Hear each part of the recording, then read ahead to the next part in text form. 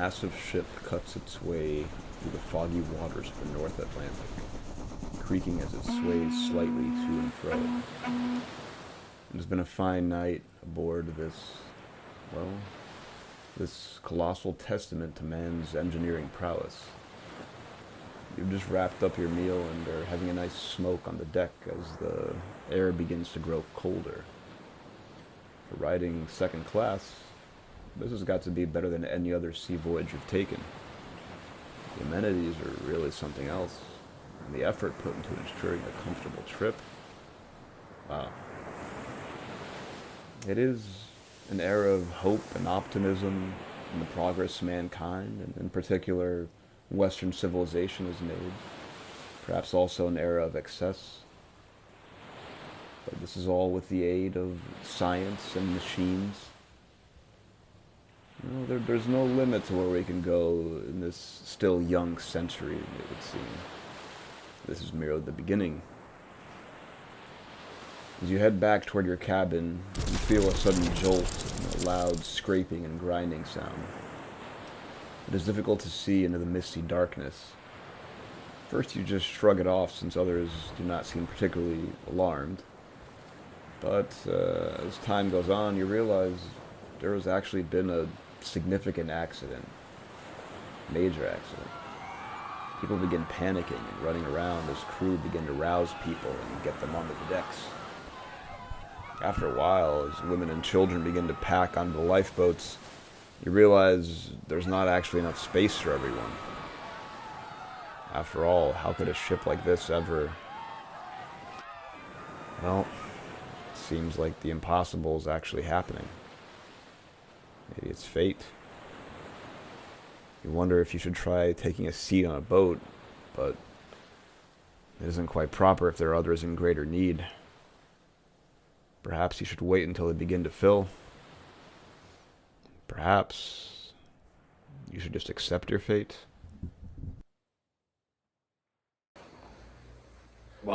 Welcome to another episode of the Charlie and Andrei podcast, coming at you from the Georgetown neighborhood of Washington, D.C. Yeah, Lovely Oddfellows house. in a beautiful spring weather, in a beautiful part of this Oddfellows mansion, filled with like books and veritable library here. I feel like I'm in a rainforest sort of. Yeah, and the plants are inside and they're beautiful. We've had quite a day today. Supreme Court. Supreme Court in the morning. Some museums, Shakespeare, we still have our Folger. I put mine away, but okay, yeah. We signed up for the research and everything, so we have access to the library, which is kind of cool. Yep. Then when we head up to the Byzantine and Mayan artifact section in the Dumbarton Oaks Museum, which actually we've done podcasts on both those topics. Right. It kind of comes together. Yep. And we got lunch at Martin's. Martin's Walked historic around tavern in Georgetown. That's where JFK proposed to his wife. And where he wrote his first inaugural address. Yeah. Yes. Those small, tight little booths that are very uncomfortable. Yeah, they're very compared to these. We're very comfortable here. Very cramped, but that's how they did it back then. Yeah. History, but good food, good vibes. Good vibes. Yeah. Check out the nighttime crowd. There. I don't know the nighttime crowd, but our buddy Andrew, he's a connoisseur. Right.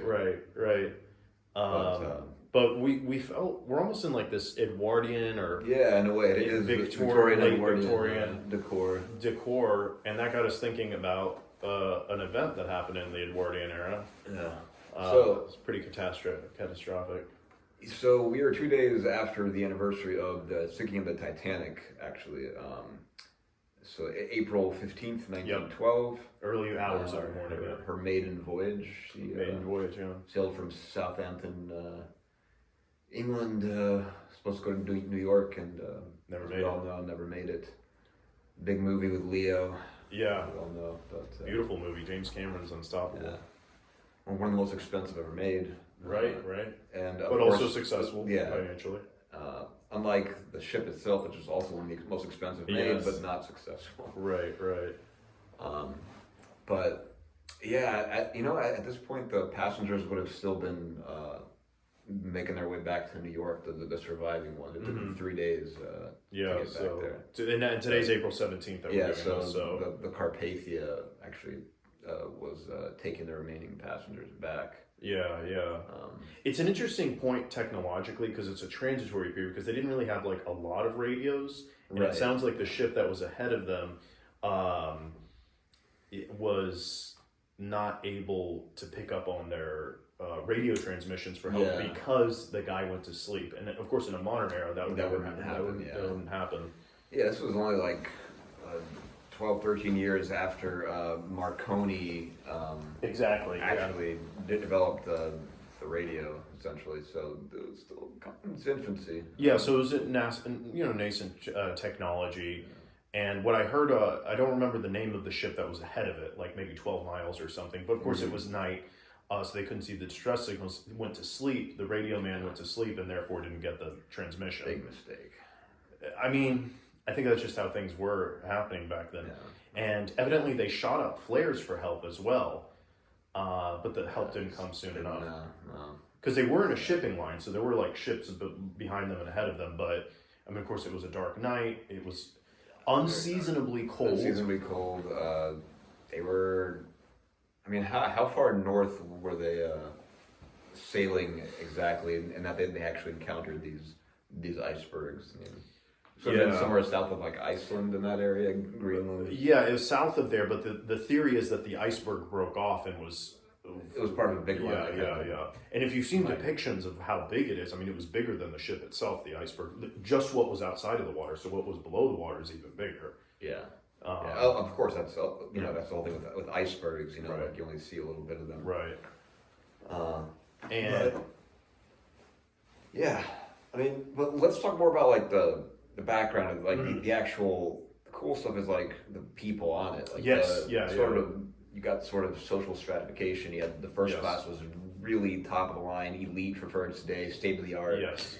Even the second and third classes was actually comparatively comfortable for the time. Like the steerage, as they call it, for the lower classes. It was compared to a lot of ships at the time. I've read some descriptions of how cramped and nasty and dirty the quarters were. They actually provided like simple but hearty meals for the passengers. I think on most of the ships at the time, people actually had to bring their own food if they were from the third class. So this one actually provided that.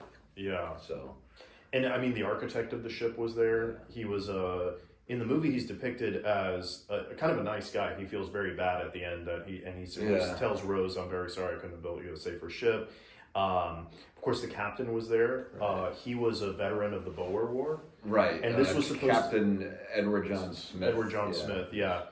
And this was his last voyage as captain. So this was supposed to be the last time he went out. And evidently, supposedly, he got very stressed out and he was very sad. And people hypothesize he could have given better orders. Yeah, well, he was just in such shock and dismay at what happened under his watch. He felt responsible for it, that he just couldn't really react, and he felt like he just, of course he went down with the ship. He did that, but he could have done a little more to organize things. Give better commands and orders. Evidently, he gave an unclear order. He said only women and children. But they didn't know but apparently it wasn't clear whether it was just only or first. He just said women and children on the lifeboats. They just, as we all know, they didn't have enough lifeboats for everybody because they thought this was the unsinkable ship. Of course, it's the Titanic, the biggest, most modern ship made. Yeah, but it's hubris, folly. Unfortunately. Of course, it's strange to say the Titanic is sort of small compared to modern cruise ships. These massive cruise ships. Relatively, but still, it was, for its time, it was the largest ship ever created. Yeah. But famous passengers. There was the tycoon Jacob Astor. John Astor the Fourth, who actually he went down with. Well, he offered his place on the lifeboat to like obviously his wife and children and others in need, and decided to just kind of go down with it. Yeah. But kind of wonder if that's more because of the old-fashioned chivalry kind of code of the ultra wealthy elite. Yeah, They're more old-fashioned, kind of coming out of the Victorian era. I mean, this is firmly the Edwardian. Edwardian, yeah. So it's interesting that one wonders if people like, I don't know, like Elon and Bezos and things like that would do the same today. I don't know if we have any like public figure who carries Victorian value, like the good Victorian values. Because it wasn't all, it was certainly a mixed bag, especially with like, racial politics and things like that. But I mean, the good values of the Victorian era almost seem like which politician talks about, would even tout something like Edward John Smith going down with the ship and something like that. I don't know. I mean, and this Astor guy, I mean, I think he had plans. I think the skyline of New York City would be completely different if he lived, because he had plans to build the Empire State Building and be very involved in its design. Of course, he wasn't in the 1920s. So as early as that, they already planned the Empire State Building? Because I know it only got built in like the 30s. Yeah. So he wanted to get involved in that, but things turned out differently. I do know Harvard's largest library, which I think you've been to, is Widener Library, and it's named after Harry Elkins Widener, who went down with the Titanic. And the story that they say is he was first class, he got a boat, but he went back to go for his books. And the heart of the library, that they consider like the atrium, it's like the center of the library, is where Gutenberg Bible is and his entire personal book collection. And it's interesting to think how many treasures went down with the Titanic as well, because these were incredibly wealthy people. Their books. That's a good point. It's sad to think about it, but I mean, like, how long was the voyage supposed to be? I mean, I think they bring pretty close to me. I mean, they would have been there in like a day or two or three. Maybe today they would have. They would have. I mean, some of these people were. Some of the lower class passengers might have been bringing their whole livelihood with them. Yeah. Maybe little relics from like Ireland if they were immigrating, or England, or other parts of Europe, Central Eastern Europe. But about like the stuff that they would have brought. You think the rich would have brought like a lot of their personal? I mean, they had a library on the ship of sorts. So Harry Elkins Widener was a well-known book collector. Right. So he had collected a lot of manuscripts in like Venice and things like Incugnabla, things printed prior to 1500, things of that nature. So I think he was just bringing, and that's just one example. I don't know. We don't even know what other people were bringing. That's true. It's incredibly unfortunate. I mean, it isn't the most catastrophic natural or maritime disaster in history, but I think it's up there though. It's certainly up there. Yeah, it's probably top 5. But I think it sticks with our consciousness for like multiple reasons. I mean, it's almost like a psychologically, I don't want to say Jungian, but it's something like about the Titanic is like the name of it, the grandiose scope of it, the ambition and all. It really does stick with you, with the story. Maybe it's that human desire is to create something marvelous and big, and like nature to conquer, or technology to conquer nature. Right. And I think they all thought they were doing that. They're like, we're on the biggest ship in the world. This is like the greatest technological advancement in history. It's almost like a warning in a way. Yeah. Like Frankenstein. Yep. Absolutely. And I mean, it could have been written into like a book, like a fiction book almost, but it happened. Yeah. And of course you have a bunch of crazy stories because there were thousands of passengers on. I listened to this podcast where a guy drank a lot of alcohol. He was freaking out, and he was 33 years old, and he just drank as much alcohol as he could. And the alcohol somehow outbalanced the cold water, and he was fine, and he survived. And the hypothermia didn't get to him. Is that really true? This is what I heard on a podcast. But apparently, like the Canadian hypothermia, if that's the correct term, expert in Canada analyzed it and said, I mean, it's not good to get as drunk as you can, but it would balance out. But I don't think he was intending to do that. Note to self. Note to situation. Drink, drink myself to stupor. I'll be all right. It's funny that things like that can happen, but I mean, you've seen the movie, right? I've seen the movie. I think it's interesting. James Cameron he's in touch with human psyche. I think he's really good at it. He got lampooned a lot for some of the things in the movie too, of course, like on South Park and other things. Mm-hmm. But I think it was still obviously a very well done film. Yeah, I mean, a fantastic, well done film. And of course, there's so many interpretations that we could bring up about the film as well. But I mean, it's fascinating that today people are still interested in it. There's like a dedicated subreddit community. People are always talking about what could have they done differently to make it save more people.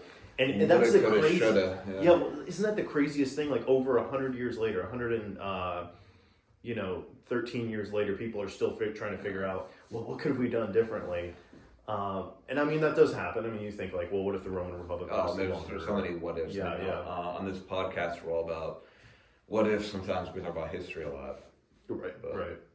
But yeah, it's normal to kind of think about that, human nature, like what could have been different if we had taken this path, Yeah. I mean, another what if is like, what if the Titanic made it? Yeah. Well, yeah, I wonder. I mean, it probably would have if an iceberg didn't hit it. Right. Yeah. Would it have faded to memory? Like, would have been people? Yeah, I mean, the next big ship would have. I'm sure some other ship would have been made that outdid it. I don't know.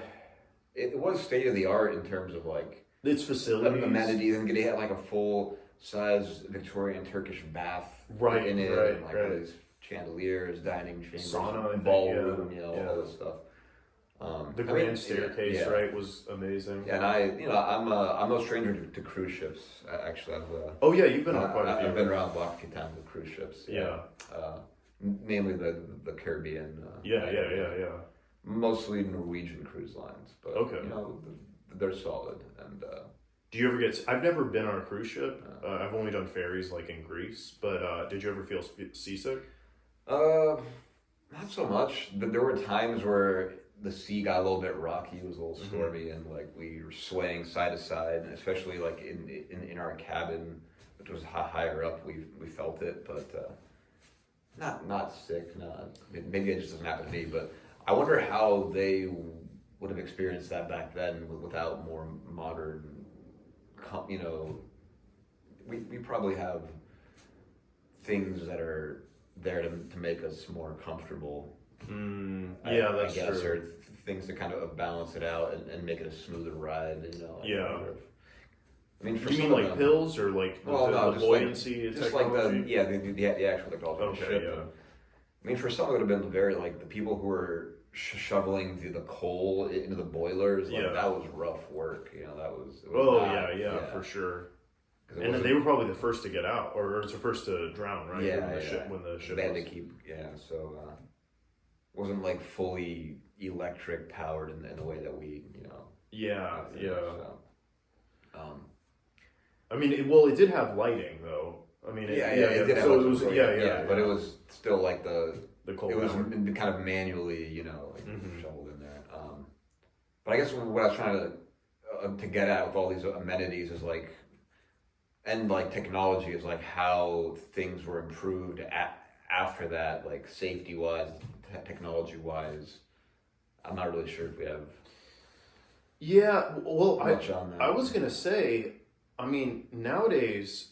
Well, I don't know. When you went on cruises, did you have internet? Because I believe nowadays there's satellites that connect you. Yeah, so there's in fact, even more. Interestingly, oddly enough, I actually work in a field that for a company that produces antennas for internet, for satellite internet, and one of our biggest clients is maritime clients, like cruise ships. So that's an amenity that didn't exist when you did cruise ships, right? Yeah, because when I was doing it, I was like a wee lad of 10, 12, 14. The internet was around, but I don't think they really had it on cruise ships. And we didn't have cell phones and stuff really then either. Right. Yeah, I mean, it's interesting that now it's even getting more amenities. And, now they have slides, they have... in addition to the fancy dinners, just the other night I was sleeping under a bridge on the grandest ship in the world, you find people. But, I mean...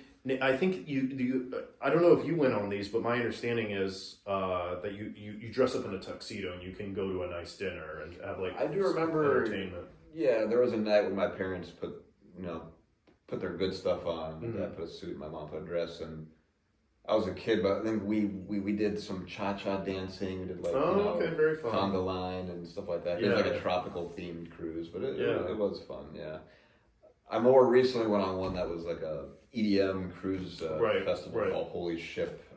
That was an entirely different experience. Yeah, probably not the tuxedo experience, right? Very much not so, but that was cool because we we were all packed onto the ship. All these famous DJs like Marshmello and deadmau5, all these guys were on there, and sometimes they were putting on private shows on their like cabin decks. Oh, and if you're kind of lucky enough to be close to them, you can kind of go on your own balcony and check it out. Maybe putting on like a little very personal. Yeah.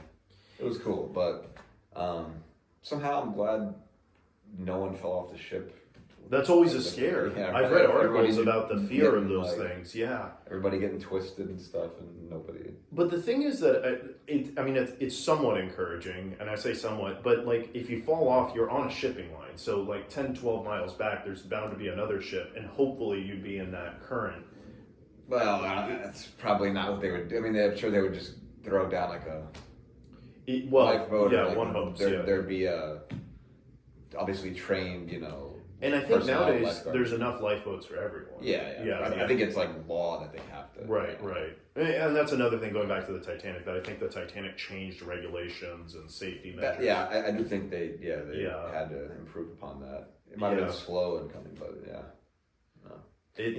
No, you go, I'm sorry. I was just kind of thinking, like, just in general, like, the place of cruises. I mean, because back then, these ships were not only, like, pleasure cruises. They were, like, a way for people to get from one country to another. Now we just fly for the most part. Right. Like, the whole taking a ship around the world as, like, a tourist thing is, like, not as common anymore. Apparently, you can still, like, reserve a space, I think, on like cargo vessels and stuff like that. It's an interesting thing. Like it's cheap, not very comfortable, but you can like kind of hitch a ride across like the Atlantic or Pacific and go to like Asia or Africa, the Indian Ocean. I wonder if you'd have internet though, even at the satellites. You might. Starlink is out there. Yeah, I had a neighbor growing up who said that he used to work on cargo ships, and he said basically like you just sit there for weeks. Yeah, I mean, but then that was back in the day before internet really took off. Yeah, for some people that might be it might be a nice escape from like the world, turmoil of the world. To be kind of zen, just you and the sea, and just time to like read, write. Yeah, hopefully, that'd be.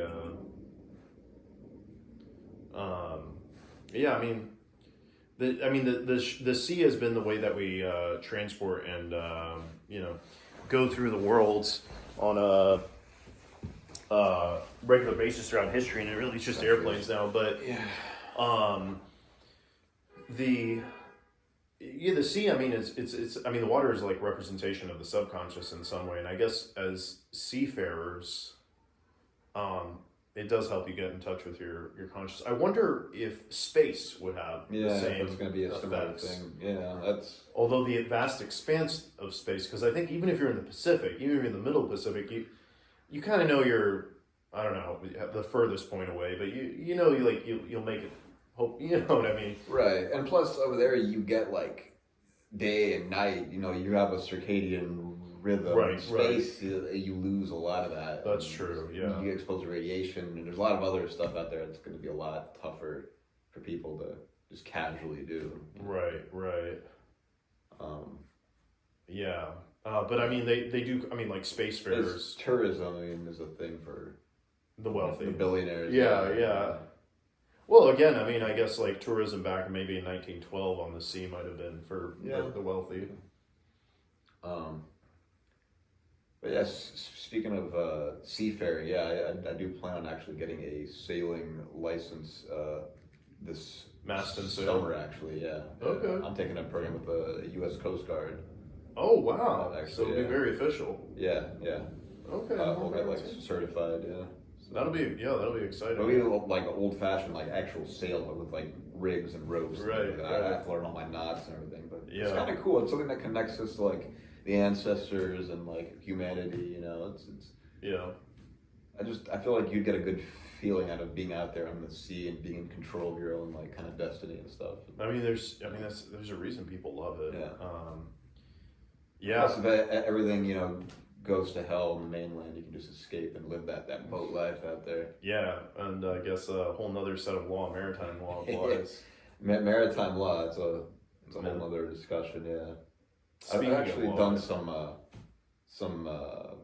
research into that, like the cod wars and things like that. Oh, interesting. I'm not aware of those. For school, I'm surprised. Wait, what are the cod wars?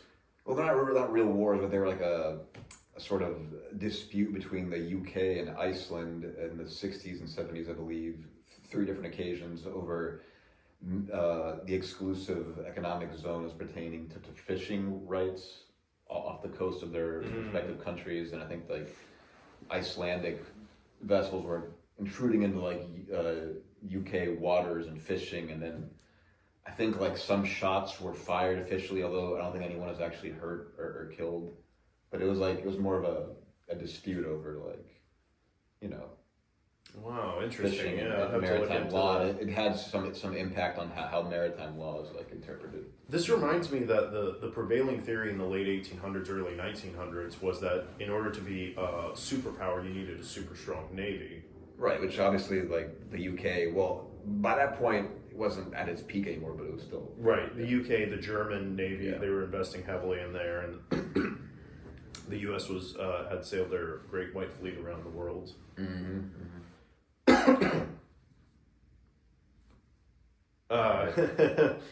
Yeah, it's just sorry, thinking about those armies made me cough, but yeah, I think Titanic. We're probably fascinated by it because of the movie. There's an interesting interpretation by Slavoj Žižek. I'm sort of free associating here, but he says that the real tragedy of the Titanic would have been if the ship didn't sink, because Rose would have left Jack, ultimately. He thinks that it was a super sexually charged relationship of upper class lady. It wouldn't have worked long term. Using a young man. Right. And he thinks that would have been the tragedy, is that after a few weeks in New York City, they would have separated because it was a relationship. How often did things like that actually work out back then? Is this a thing? Yeah, because he thinks she would miss her old life of wealth. So I don't know. And probably her family would not have been very cool with that. Right. Right. And of course, she was married to what's his name? Billy. I forgot the guy's name, but the kind of pretentious guy. Yeah. So, Titanic, one thing that's always fascinated me, I guess I was you were at this age too, like when the movie came out, there was all this art and stuff for kids and everything, and I remember just, I was doing this puzzle, and I still have it, that's always fascinated me, and I think just those characters are archetypal, and that's what continues to fascinate me. Oh, that puzzle that you keep talking about. Yeah. I should have brought a bottle of water. I'm getting dry talking so much. Maybe it's the library here. Yeah, it's very musty old tomes all around. Yeah, tomes everywhere. It's incredible, and a nice sitting area. We do plan on using some of these books for research maybe someday. But, certainly. And maybe even do another podcast here. Because this is a good place for a podcast. Is it pretentious enough for y'all? Yeah, for our massive audience, right? Yeah. No, it's a good time.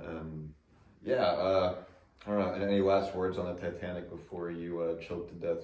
It's the warning sign of the colossal technology that still exists in our modern era. Maybe it's AI these days. It's hard to actually. We talked about this like in the Porphyrius one. Like, what is the Great Whale? Like, what's the Titanic of today? I suppose. Maybe AI, artificial intelligence. So we were saying before that's like the big threat. Yeah. We don't really know what we're getting into. We're just plowing ahead because it's convenient. A lot of opportunity, a lot of risk, and I think most people are aware of that. Yeah. I don't know what else. Certainly nuclear. Yeah, I was thinking of nuclear. Yeah, it's been a thing but it's still very relevant, salient. It's interesting. Another podcast that we were thinking about doing on Dune. the background of it is that computers became sentient. So even in like '65, when the first Dune was published, the Butlerian Jihad was against computers that could think. Yeah. So even that was being hypothecated as dangerous back then. Ghost in the Shell, an anime. Oh yeah, I mean they've had theories about the danger of machines for, you know, as far back as science fiction's been around since like the days of Jules Verne, probably, and H.G. Wells, things like that. So it's there's something human about it, what it represents for us, I think, you know, like. Yeah. But yeah, I mean, the Titanic shows that like if you can build it, we probably will try. Yeah. You know, yeah. Like if we can build it, we'll try. And if you build it, they will come, of course, which they did. Unfortunately, all of them made it. Yeah. But on a happier note, it's no longer Titanic Day, which was April 15th. Right. Which is also tax day, which is worse. So. Well, they didn't have taxes. Well, they didn't have like the type of taxes we have now. Yeah, I don't think but it was coming. So the Titanic is something to think about. Yeah. And maybe it was in the rooms might have had plants like these. It's been too different in some ways. Yeah. I think it's a phrase too when something big is going down. People say we're going down with the Titanic or the Titanic will sink. So hopefully we don't have to deal with too many of those in our life. History does have a nasty habit of repeating itself, though. Yeah. We'll see. We just need to study our Hegel, and hopefully history will reveal itself to us. But thanks for watching. Thanks for watching to our dedicated, loyal fan base. Yeah. Please. Like, comment, subscribe. Until next time, guys. Until next time.